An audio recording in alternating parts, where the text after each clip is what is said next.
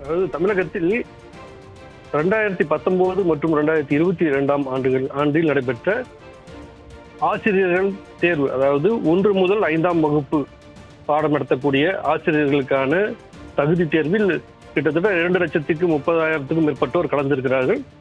இதில் 14,000க்கும் மேற்பட்ட பட்டதாரி ஆசிரியர்கள் கலந்து கொண்டு அவர்கள் தேர்ச்சி பெற்றிருக்கிறார்கள். இந்த பாடப்பிரிவு, அதாவது 1 முதல் 5ஆம் வகுப்புக்கான ஆசிரியர்கள் நியமனத்திற்கு முதலில் தகுதி தேர்வு எழுத வேண்டும். அதன் பிறகு நியமன தேர்வு நடைபெறும். அந்த நியமன தேர்வில் அவர்கள் தேர்ச்சி பெற்றால் அவர்களுக்கு பணியாணை வழங்கப்படும். அந்த வகையில் தகுதி தேர்வில் தேர்ச்சி பெற்ற பட்டதாரி ஆசிரியர்கள் கிட்டத்தட்ட 14,000க்கும் மேற்பட்டோர் அவர்கள் நியமன தேர்வில் கலந்து கொள்ள போகும்போது அவர்களுக்கு அனுமதி மறுக்கப்பட்டிருக்கிறது.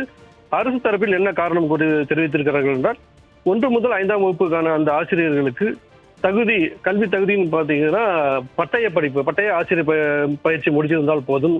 பட்டம் முடித்தவர்கள் அது அதிகமான கல்வி தகுதி, அதனால் உங்களுக்கு அனுமதி மறுக்கப்படுகிறது என்று காரணம் தெரிவிக்கப்பட்டிருக்கிறது.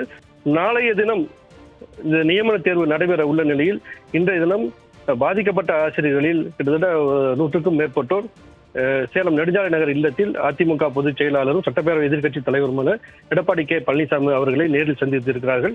தேசிய ஆசிரியர் கல்வி குழுமமானது இந்த பட்டதாரி ஆசிரியர்கள் தகுதியானவர்கள் தான் என்று ஏற்கனவே தெரிவித்திருக்கிறது.